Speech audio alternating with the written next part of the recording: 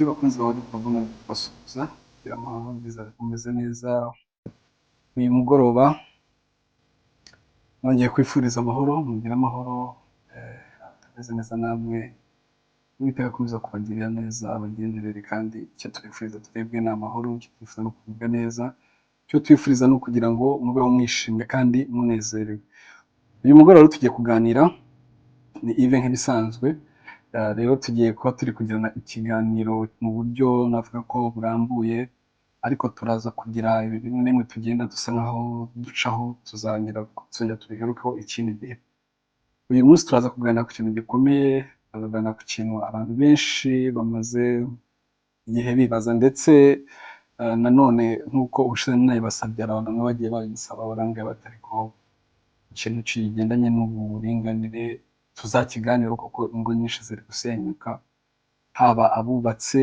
haba ndetse n'abateganya kubaka cyane ko amaherezo y'inzira ni mu nzu abantu benshi umubare munini ni w'abantu bashaka kubaka bakazagira ingo nziza bakazagira umuryango mugari harimo n'abantu usanga by'umwihariko nabo batinya no kubaka kubera wenda ibikomere byahahise cyangwa se banyuzemo cyangwa se kubera experience bafite ku bandi bantu kandi burya ndagira ngo mbabwire ngo ubwoba ni ikintu gikomeye ubwoba ni ikintu gishobora gutuma utakaza ibintu byinshi byiza cyangwa se utanagerageza kugira ibyo ukora kubera ko ufite ubwoba haba ubwoba bushingiye ku byakubayeho haba ubwoba bwabaye buva ku byabaye ku bandi bantu ibyo byose rero bikakubera imbogamizi muri ubu buzima hari ibintu byinshi cyane abantu benshi cyane bibaza bagasa nkaho babiburiye igisubizo ariko muri rusange ni uko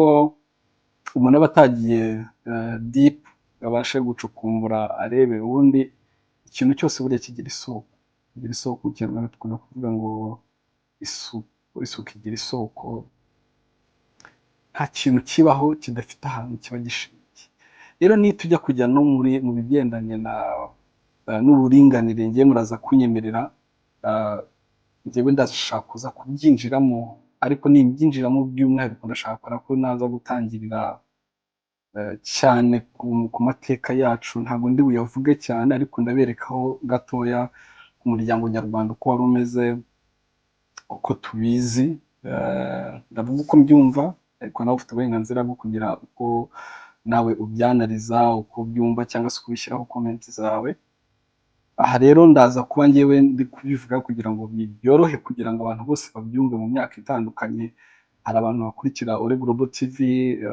ari bakuru ushaka kuvuga rimwe bakumva kabiri hari abantu bakurikira Ore Global TV hari abantu bari muri new generation idashobora kubasha kumva neza amateka yahahise cyangwa se ikinyarwanda wenda gikomeye nshobora kubona nakoresha cyangwa se ingero zimwe na zimwe zikomeye zitegemeje na experience bafite ariko muri rusange ndizera ko buri wese abibasha kubyumva iyo tuvuze uburinganire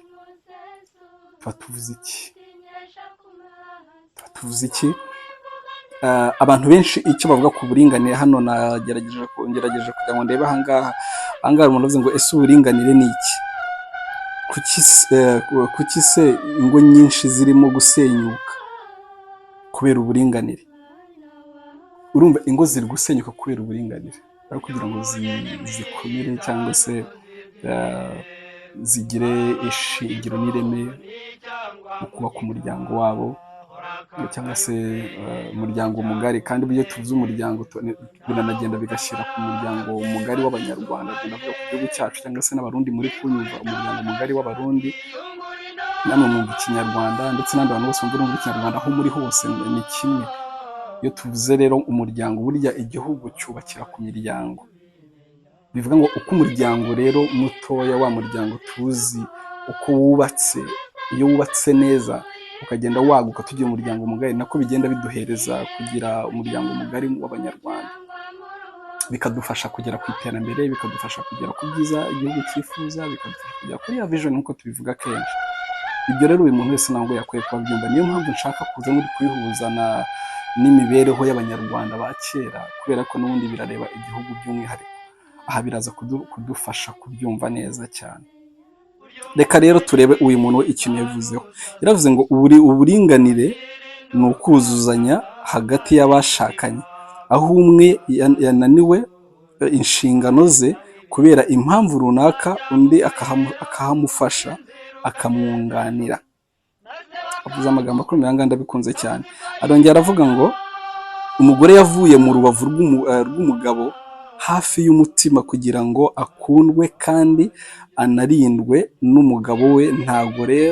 Ntabwo yavuye mu birenge kugira ngo akandagirwe, nta nubwo yavuye ku mutwe w'umugabo kugira ngo amurute.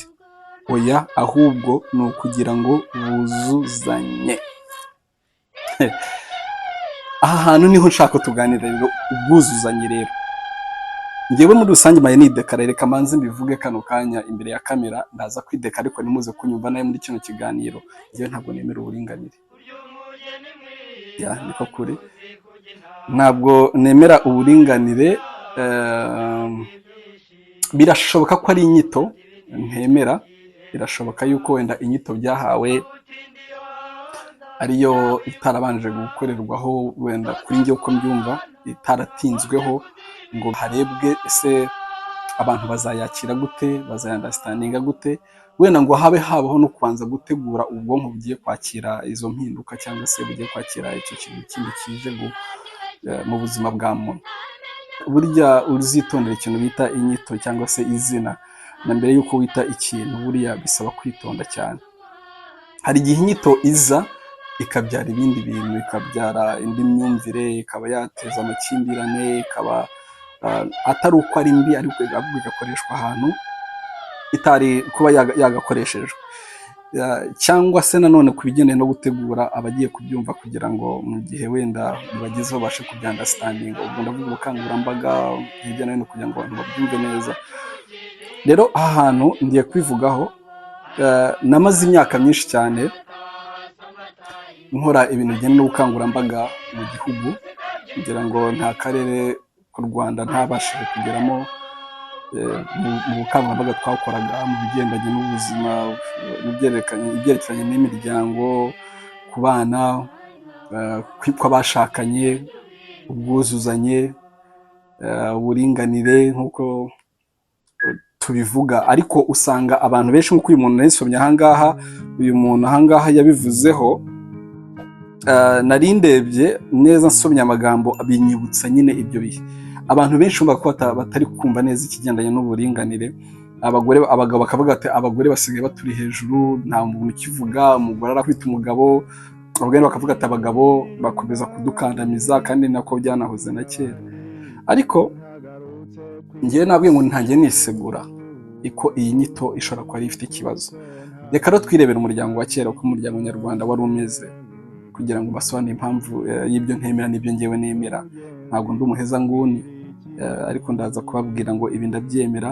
Ngewe ngiye gukora analize yanjye, byinjiremo, kandi ndizera ko turi bugendanemo neza mutari butakare. Reka mpera ahangaha. Kera mu mateka y'u Rwanda, umugore yari umuntu wirirwa mu rugo, wita ku bana, wita ku by'urugo, ndetse unasanga no mu mazina bagiye batazira abagore, bakavuga ngo umugore ni mutima w'urugo, ukurusha umugore aba akurusha urugo, urugo rubuze umugore ruvuzwa umuhoro. Iyo yose ni imigani yerekeraga ku bagore. Ibyo byose bikwereka agaciro umugore afite, umugore ahabwa. Kuko nanone nitugera hano naho ndaza kwidekarara, abagabo namwe nimwonterebuye, njyewe buriya nubaha abagore cyane ku rwego rukomeye. Nubaha abagore n'umutima wanjye wose, ndabakunda cyane kuko abagore baritanga. Abagore nk'uko iyo migani yabivugaga, ni abantu bitangira ikintu, kandi iyo bagishyizeho umutima bashyirwa bagikoze. Tukunda kuvuga ko abagabo barihiringa, bakitanga, bagakoresha imbaraga zabo, ariko mbabwiza ukuri, umugore wagiye ku kintu agishyizeho umutima, byanga byakunda umugore agira success iri hejuru cyane, sometimes banarusha abagabo. So bishatse kuvuga iki rero ahangaha? Iyo abagore basigaraga mu rugo, basigaraga bita ku bana. Kurera umwana ni ikintu gikomeye, ni ikintu gikomeye. Buriya iyo dufite abana, iyo umwana avutse, ntabwo ibyo gushyira mu nda ari byo by'ingenzi, kuko umwana uramurera yego kugira ngo arye atishwa n'inzara, ariko kumurera mu buryo buri spirituel, kumurera mu buryo buri emotionnel, ibyo ngibyo nibyo by'ibanze kuruta kuba warera umwana umuha ibyo kurya gusa, kuko ibyo kurya ushobora kumuha ariko agakuza igihagararo ariko ntakuze umuntu w'imbere cyangwa ubwonko bwe ntibukure. Ibyo rero byakorwaga n'abagore n'abari babishoboye, kubera ko abagabo babaga ari abantu bajya ku rugamba, barwanirira igihugu, bajya aho rukomeye. Niba ari ukujya guhiga, bajyaga guhiga bakazana umuhigo, abana bakabaho, umugore nawe n'abana biriwe mu rugo bakabona icyo gufungura. Ibyo ngibyo ku ruhande rw'abagabo bakoraga ibintu by'imbaraga, kandi kuko umugabo ni umutwe w'urugo, umugabo yabaga atekerereza urugo akavuga ngo byagenda gute kugira ngo uru rugo rwanjye umugore n'abana batishwa n'inzara, nakora iki kugira ngo urugo rwanjye rudasigara inyuma mu iterambere, abandi bakaba bagera aho bagira njyewe nkasigara ndi umugabo uri aho ngaho. So kuba umugabo agana ku rugo rwe batarucishamo ijisho, aganira ku rugo rwe rutagaragara nayo mu ijisho rya rubanda. Ikindi, aho rukomeye agatabara kugira ngo arinde umugore n'abana. Abagabo babagaho ari abarinzi b'igihugu, abarinzi b'imiryango. Noneho abagore nabo rero ibyo barindaga ikindi kintu kitagaragarira amaso. Niyo mpamvu nkubwira ngo akenshi inyito n'imyumvire nicyo kintu cyica abantu. Abagore noneho barindaga abana, bakabarinda mu buryo bwo kugira ngo ubwonko bwabo budatana, imikurire yabo itaba imikurire y'umubiri ariko mu bwenge cyangwa se mu buryo bw'umutima, bari inyuma. So urumva uwo muntu uri kumwumva uko ameze. Ikindi, babatozaga kubaha ababyeyi, kubaha base no kubareberaho no kwimboniza base. Umwana agakura arebera kuri papa bavuga ngo nanjye bibaye ngombwa ninkura najya kwitabara, najya data amaze gukura nanjye nagenda nkamuzungura, nkamwakira. Ubwo reka mbivuge mu rurimi ruba rworoshye kugira ngo bose babwumve. Iyo abagabo bajyaga ku rugamba yabaga ashaje, yabaga yasimburwa n'umwana we kugira ngo we agaruke aze mu zabukuru. Rero murambwira muti byaherereye hehe? Ubwo noneho mbabwiyeho gato ku mugabo, mbabwiye no ku mugore. Ariko mbere ko nkomeza, reka maze ivuga ko ibyo bintu bitatu navuze ku bagore. Umutima w'urugo, reka mbabwire mwa bantu mwe, iyo umutima udakora burya aba ari ikibazo. Reka tuvuge nko ku bantu bemera Imana. Kwemera Imana kuko ndabizi ko harimo n'abadukurikirana hari wenda batayemera, ariko twareba ku bantu bemera Imana nabo bafite ukuntu babivugaho. Tuvuga yuko imitima yacu ari insengero z'Uwiteka. Tuvuga ko imitima yacu ariyo, kandi nako tubyemera, nanjye ariko mbyemera, ubwo ndavuga ko babyemera. Imitima yacu ni insengero z'Uwiteka, twavuga ko Imana itura mu mitima yacu. Rero bishatse kuvuga ngo ibaze noneho gufata uwo muntu ukamugereranya n'umutima, umuntu wari wubashywe. Noneho utekereze kuvuga ngo urugo rubuze umugore ruvuzwa umuhoro. Bivuze ngo urugo rufite umugore uri strong, umugore ukomeye, umugore w'umutima kabisa, ukunda urugo rwe, uharanira ishyaka ry'urugo rwe, rwago urugo rukomeye. Noneho rutafite uwo mugore rero rwavuzwaga umuntu uvuga ngo ntago rwaramagana urugo nyine ruri mu manegeka, tuvuze mu mvugo z'ubu. Hanyuma tugirebe uriya mugani wundi uvuga ngo navuze imigani itatu: umutima w'urugo ukurusha umugore, ukurusha urugo abakurusha umugore. Mvuga byose ubwo nabihurije hamwe, urugo rubuze umugore ruvuzwa umuhoro. Murumva rero uwo muntu. Kamvuga ku kindi kintu ku mugore.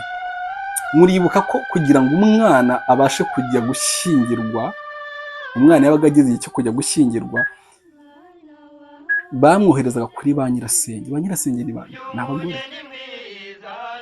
Ntabwo umuntu yaba adafite agaciro ngo umwana najya kubaka urugo umwoherereze umuntu udafite agaciro.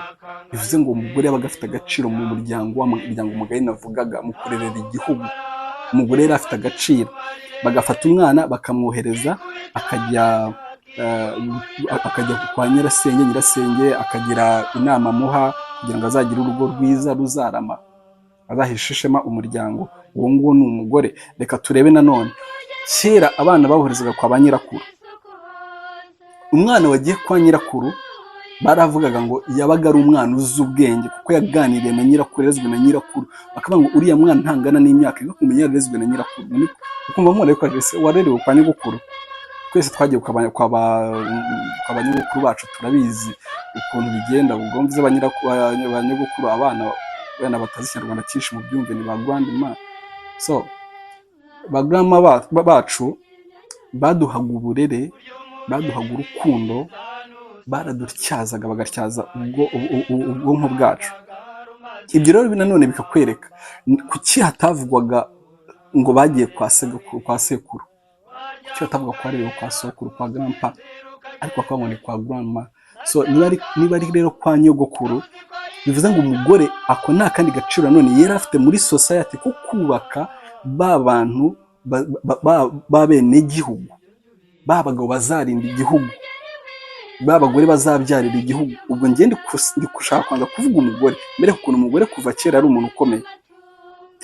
Rero biza kugenda bite rero kugira ngo ibintu bisenyuke. Uyu munsi wa none bibe byitwa ngo ni uburinganire, ahubwo noneho tubushake tububure, kandi bwagakwiye ko ahubwo buhari, kuko noneho twarayibonye. So hari amakosa yabagaho kera. Abagabo bamwe, si bose, kuko burangiye iyo nshaka kuvuga ikintu ntabwo nkunda kuvuga uruhande rumwe ngo mbogame gusa. Reka turebe abagabo. Harimo abagabo bafite imyumvire yo kumva ko umugore ari munsi, kubera ko yagiye guhiga, kuko yagiye ku itabaro, kuko yagiye ku rugamba, yumvaga ari umuntu uri hejuru y'umugore, akumva yuko umugore ari hasi ku birenge bye, kuko ahora hasi, nta kintu ajya gushaka. Ariko mu by'ukuri iyo tugiye kureba, abagore baravunikaga, n'amufite amatungo, akita ku matungo, isuku yo mu rugo, gutekera abana, kumenya umwana warwaye, ibyo ni akazi gakomeye cyane kadashobora gukorwa n'umuntu wese. Rero haburaga iki? Haburaga ahubwo ikintu cyiza, kubwira bano bantu ngo mwese mufite agaciro gakomeye, hakwiriye ubwuzuzanye. Noneho ngeze ku cyo nemera, ubwuzuzanye. Icyo umwe adafite undi akaba agifite. So ubu uhagaze kuri uru rwego, kandi urarushoboye n'imbaraga zawe zose. Noneho ahari imbaraga nkeya niho umugabo ahagaze kugira ngo agufashe. Nawe wa mugabo ibyo udashoboye, umugore ahagaze nka kugira ngo agufashe. Ibyo bikaba ubwuzuzanye, kandi bikajyana n'urukundo rwuzuye. Ni nayo mpamvu imiryango ya kera, abantu bakera babagaho, n'abazungu baza kuducamo ibice, babuze ukuntu batanya. Ngira ngo wanabizi amateka, batanye abanyarwanda. Ngiye gusa nshaka kuvuga abandi bo hirya, kamvuga bonze. Baraje basanga ngo agahugu k'u Rwanda ni abantu ngo bari hamwe, basubirayo baravuga ngo twabonye agahugu gatoya ariko abantu bagatuye, bafite ubumwe bumeze nk'umurunga, kubatandukanya biragoye. So basubirayo bajya kwiga strategie yo kugira ngo badutandukanye, aricyo bita mbatanye mbayobore, diviser pour régner, divide and rule. So iyo divide and rule ntabwo yaziye gusa muri ya macakubiri twese tuzi baje kuducamo, ahubwo na n'uyu munsi wa none ari mu yindi shusho.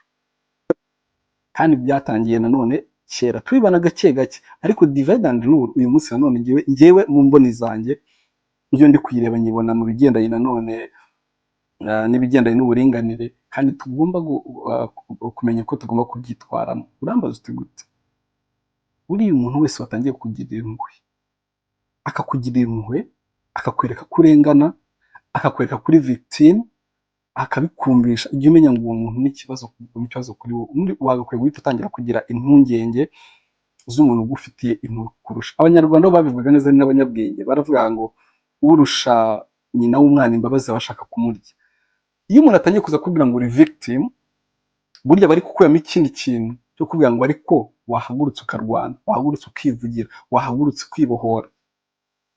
So rero baje baravuga ati kugira ngo tubibare bano bantu uko dutandukanye umuryango, kuko ubumwe bw'umuryango bwari bukomeye.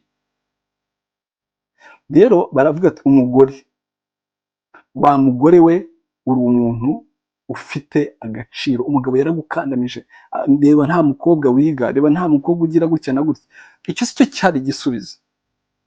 Igisubizo ahubwo hari gushaka uburyo ki habaho ubukangurambaga cyangwa se kuganiriza imiryango bakumva neza uburyo bose bagomba kugira ubwuzuzanye ariko butari ukuringanira.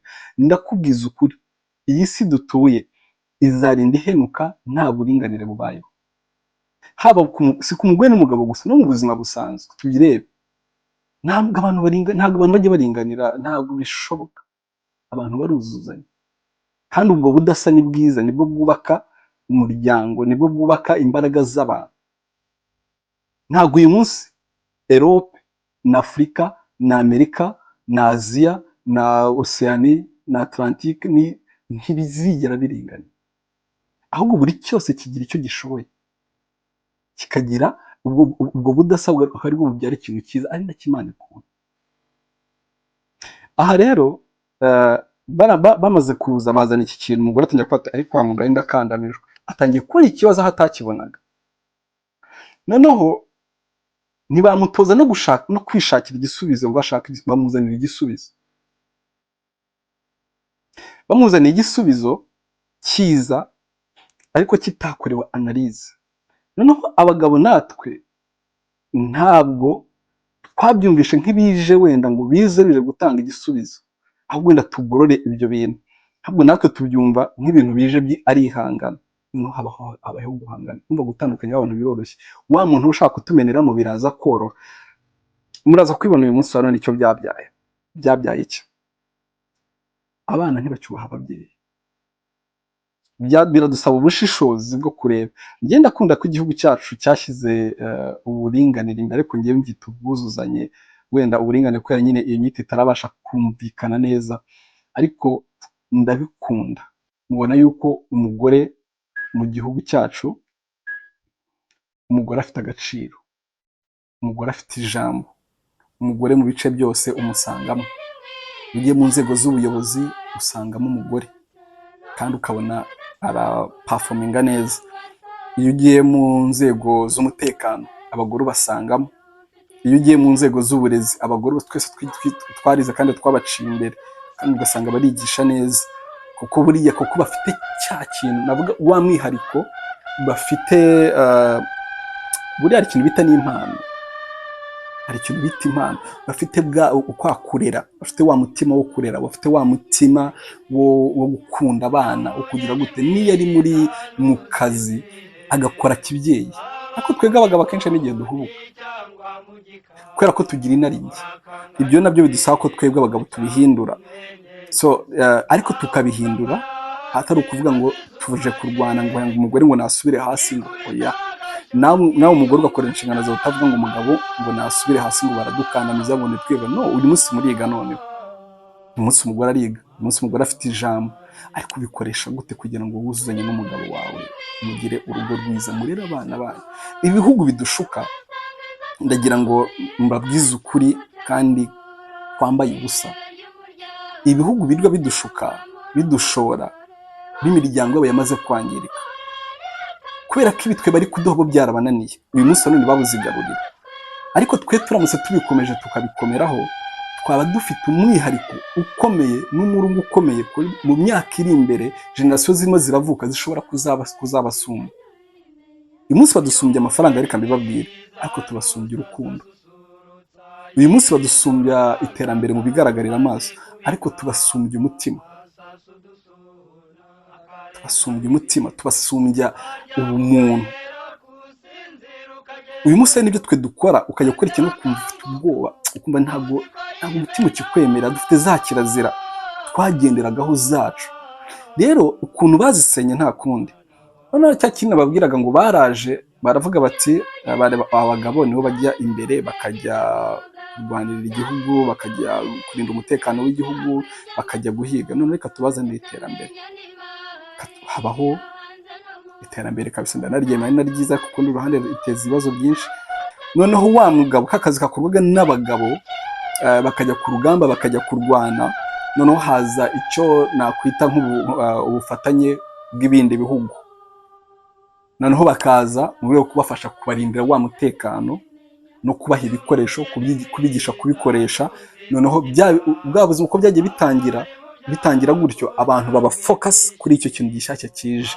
Abagabo batangira kubira ariko bakaba bati nyuma n'umugore ibi yabikora. Abantu bose no inshingano zabarimo basa nk'abazivuyemo, bajya kuba concentrate kuri ibintu bishyashya byari bije.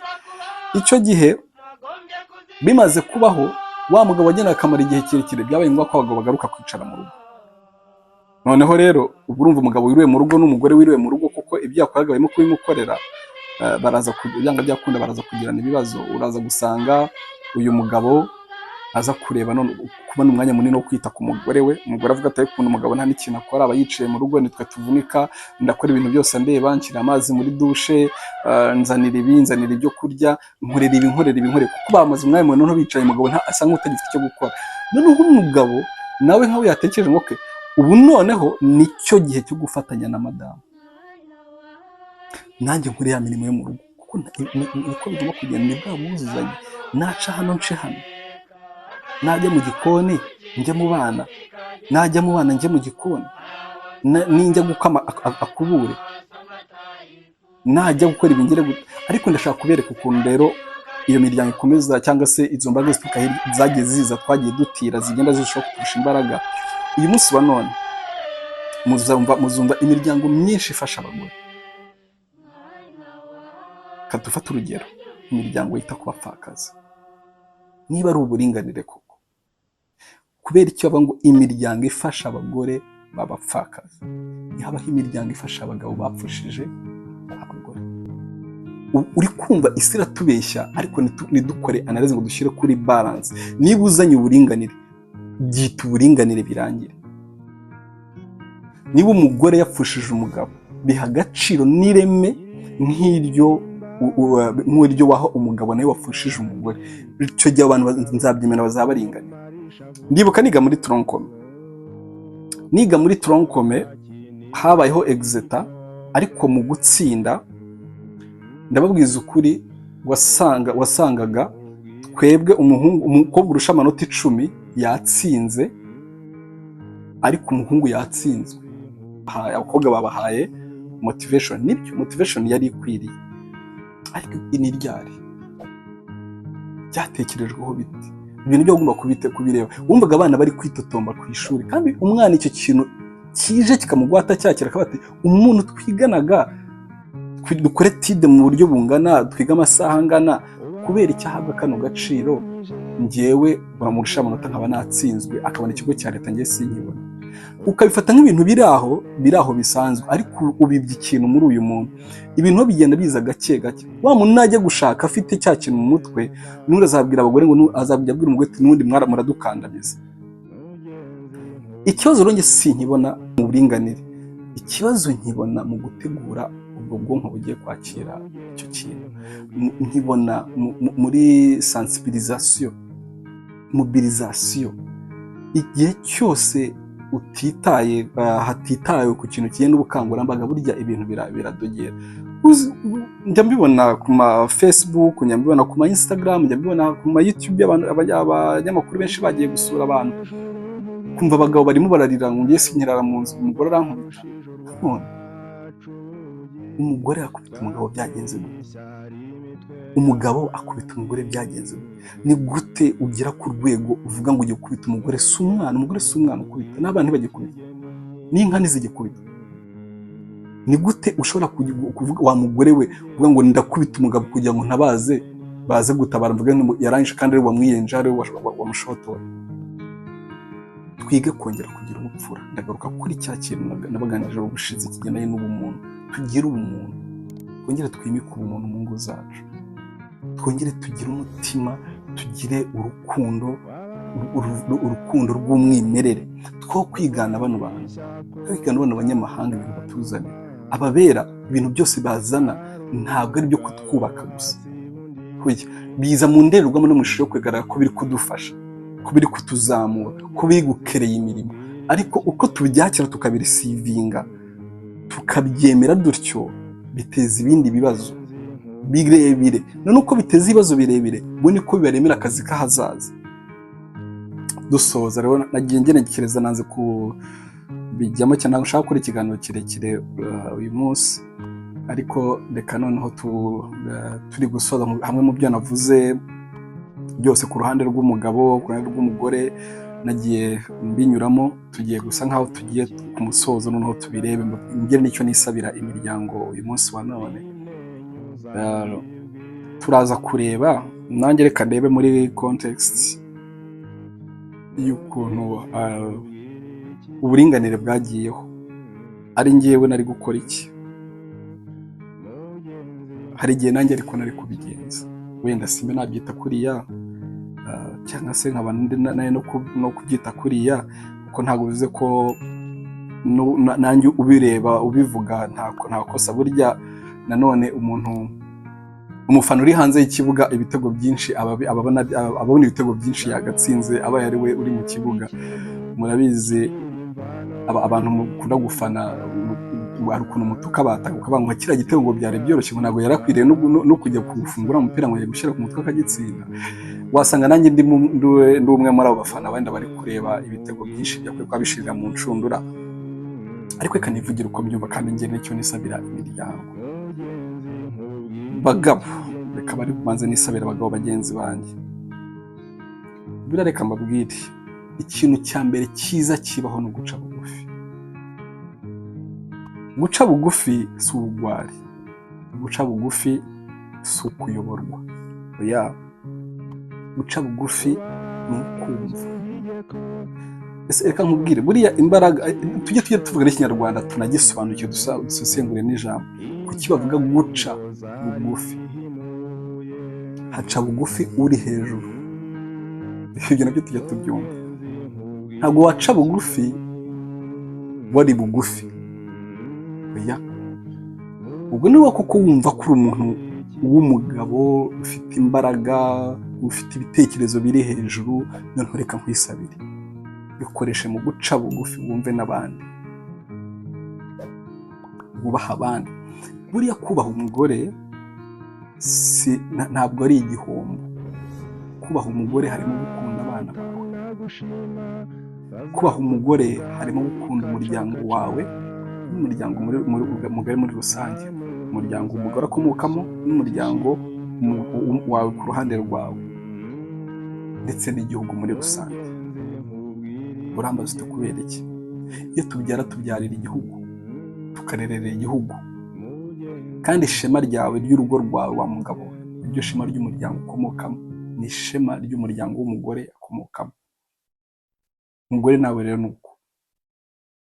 Niyo mpamvu ngiye mvuga ubwuzuzanye cyane kuruta kuvuga uburinganire. Hari abantu b'abamama usanga baba batuje, ugasanga mu rugo baratuje, cyangwa ugasanga wenda umugabo mu rugo ni nawe utuje nanone cyane kurusha umugore. Ariko ukamwisabira nawe wa mubyeyi, ntukemere ikintu gituma uhangana n'umugabo wawe. Kandi buriya nta mukuru wabuze igihanura. Ni byiza ko burya tugira n'abandi bantu tugisha inama, tugira abandi bantu tuganira nabo, si benshi wenda kugira ngo utishyira hanze ko kwizera umwana w'umuntu nabyo muri bino bihe biramugoye. Ariko twamaze kwinjirwa. Biradusaba iki rero? Biradusaba ko twishakamo ibisubizo, ko twamaze kubona ko twese dushoboye, twamaze kubona ko umugore ashoboye n'umugabo ashoboye. Ariko burya hari imbaraga umugabo ashobora kugira wa mugore utagira. Ashobora kuzigira mu buryo bw'umubiri, ukazigira mu buryo bw'ubwenge. Kimwe nuko hari abagore bafite imbaraga kurusha abagabo. Abagabo nawe mujye mubyemera. Niyo ujya hari ukavuga ngo umugore yagukubise, nuko yakurushije imbaraga. Ntabwo mpamya ko umugore yazaga nk'ukubita intama, buriya muba mwarurwanye nyine ugatsindwa. Nyine ahubwo habayeho kwitinyuka. Njyewe ikintu nshimira nanone by'umwihariko umuntu wazanye uburinganire, kuko buriya ntabwo ibintu byose nabyo ntabwo ndi umuhezanguni, ntabwo ibintu byose wavuga negatifu gusa, harimo n'ibyiza byabyo. Ibyiza by'uburinganire ni uko byatumye abagore bitinyuka, byatumye abagore bakanguka, bituma bamenya yuko nabo bashoboye, baratinyuka kuko barashoboye. uyu munsi rwose ndakubwiza ko n'abana b'abakobwa bakiri batoya baba influencers, hari abakobwa bakora ibintu ubireba nawe ukavuga ngo yego aba ngaba kabisa, ntabwo ndi bugende mvuga ingero ariko benshi murabazi bitinyutse kandi bagirira society yacu umumaro. So ntabwo rero ndi kumva ukuntu abagabo twakunda kuvuga ngo turi hejuru, kuba hejuru nta kintu buriya n'ijuru Imana. Reka tuganire nanone tunarebe nanone ku Mana, kuko twese dufite aho duturuka, dufite umuremyi wacu. Imana ikunda abantu baca bugufi. Guca bugufi ni intwaro ikomeye cyane, kandi buriya uko ujya ukenera umuntu kumva byiza ko nawe wumva abantu. Rero imiryango yacu kugira ngo ikomere ni uko kongera kuzuzanye, twubahane. Wubahe ibitekerezo byanjye, nubahe ibitekerezo byawe. Abagabo mwubahe ibitekerezo by'abagore, abagore mwubahe ibitekerezo by'abagabo. Hanyuma ntihaba hariho kampara mu rugo. Umugabo ngiye ndemera ko ari shefu w'urugo, ni umukuru w'urugo. Ni nayo usanga akenshi bavuga ngo umukuru w'umuryango. Nta na rimwe uzasanga bavuga ngo umukuru w'umuryango ni umugore. Oya, icyo nacyo tujye tucyubaha. Ntabwo ndumva n'umugore ukirwanira ukubera iki ngewe ntaba umukuru w'umuryango, ariko nicyo cyizere tuba dufite.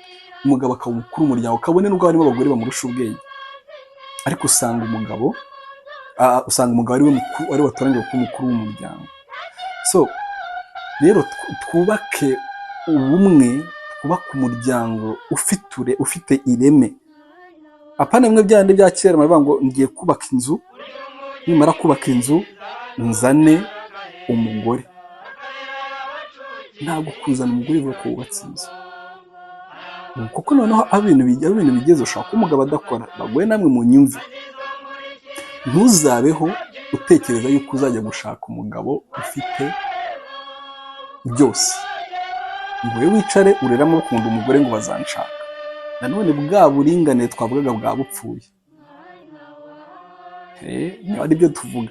So ntabwo bikwiriye yuko ngewe nkwiriye gushaka ibintu ngo mbivunikire umukobwa yicaye ngo nzamushake aza akurikiye inzu, aza akurikiye ubutunzi, we yarareraga amaboko.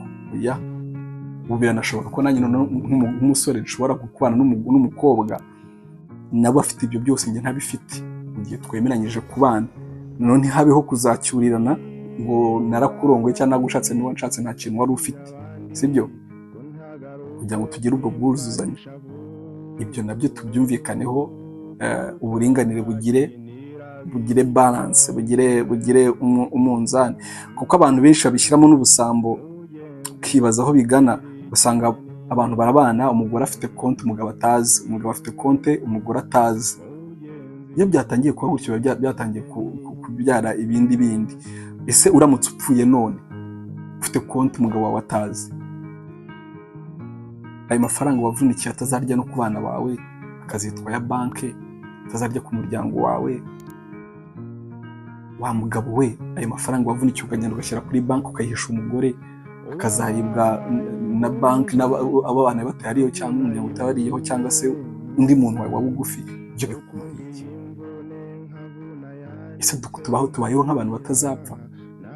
Tubayeho nk'abantu badatekereza?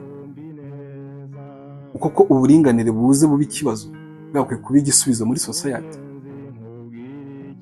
So rero ngewe ndasoza, ngewe numva nakwisabira ababifite mu nshingano ko habaho ubukangurambaga bwimbitse, haba mu bantu badakurikira wenda amasosho media n'ahandi,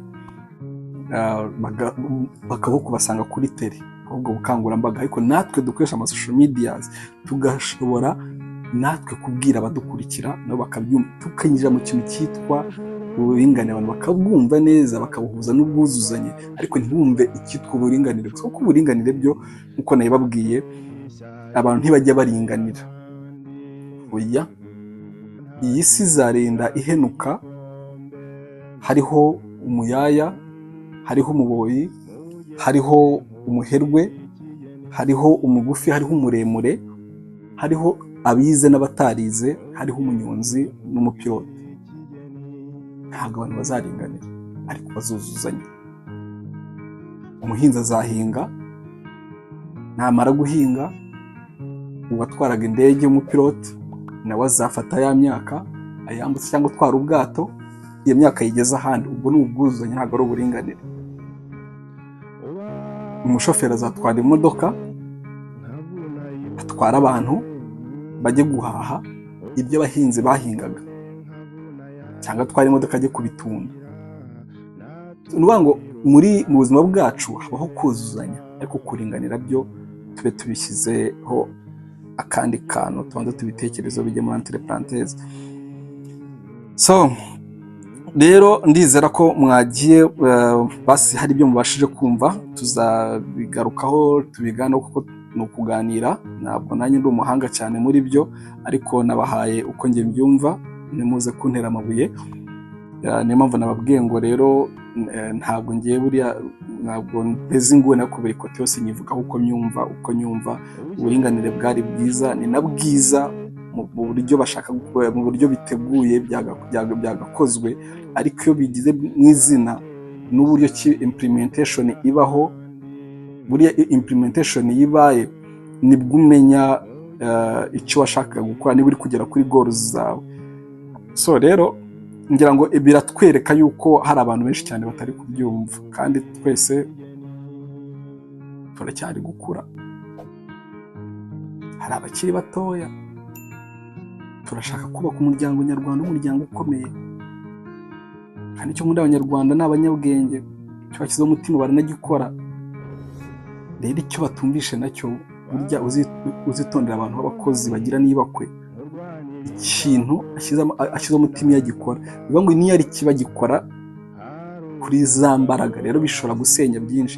Ni icyiza nacyo akagikora kuri za mbaraga. Niyo mubona dushayininga cyane abanyarwanda. By the way, congratulations ku munyarwanda wese ahari kuri iyi si. Ariko rero tunarebe hatazajya n'agatotsi kazamo kumenya, kuko imiryango nisenyuka, ndababwiza ukuri, tuzaba nka bino bihugu. Tuzagira aba homeless, tuzagira ingo nyinshi zitandukana, tuzagira abana bajya muri drugs kubera iki batabonye uburere, kubera ko batumvira ababyeyi, kubera ko badafite isoko bavomaho ubupfura. Rero tugomba kugira icyo kintu, tukagira ubupfura bukatubera umwambaro w'umutima, bukatuyobora mu buzima bwacu turimo. Turifata akantu kamwe ngo tukagenderaho ngo uburinganire, oya, ni uburinganire ni inyanja ngari. Dusaba ko dufata icyemezo none, tukamenya uko tuyogamo none, uko tuyigendanamo none, tukirinda kwambikana ubusa, tukirinda gusigana, tukirinda gusigana, ahubwo tugafatana akaboko kugira ngo ubwo buringanire koko tubuhuze n'ubwuzuzanye, buhinduke ubwuzuzanye nk'uko byakabaye. Ndabashimira, mugira amahoro. Abadukurikira mukomeze mukore like, mukomeze mukore share, mukore comment. Abatarakora subscribe namwe mukore subscribe. Nyamuneka mudufashe kugira ngo tujye tuganira kandi twungurane ibitekerezo, kuko sindi mukuru kubaruta. Hari abonduta, hari n'abanduta, kandi nababwiye ngo nta mukuru wabuze umuhanura. Buriya njyewe nemera yuko n'umuntu ashobora kuba ari muto afite ubwenge buri hejuru, cyangwa se ubuhanga, cyangwa se impano iri hejuru y'abakuru. Niyo mpamvu nemera guca bugufi umuntu wese namwumva, kubera ko niyo murebye ngira ngo amateka y'igihugu cyacu abereka ibintu byinshi cyavuye mu bantu bakiri batoya. Igihugu cyazukiye mu maboko y'urubyiruko, ni igihugu cyubakiwe mu maboko y'urubyiruko. Uyu munsi wa none bamaze kugenda bagera mu za bukuru. So rero hakenewe ibindi biganza n'andi maboko nayo afite imbaraga n'ubwenge bufite ireme n'imitekerereze irenga imbibi yagutse, kugira ngo tubashe kurushaho kwanda no gukomera ku byagezweho. Rero nta handi biva muri ya mitekerereze, mbere na mbere biva mu muryango. So rero nitagira umuryango, ejo bundi twazisanga twisama twasandaye, kandi nyamara twari dufite ahantu heza tugeze. Ntabwo ari byiza ko twazaba muri babandi bavuga ngo ngewe uranzi, ngewe ngo kera twebwe muratuzi, ntituzagende mu mateka kera habayeho. ahubwo tuzakomeza kubaho nk'abanyarwanda turiho muri pereza kandi turi icyitegererezo cy'abandi, igitekerezo cya benshi, abantu baza iwacu kuvoma ubwenge, ubuhanga, ubumuntu n'umutima ukwiriye. So ndabakunda rero, ni Yves, amahoro y'Imana abane namwe. Bye bye, ciao ciao.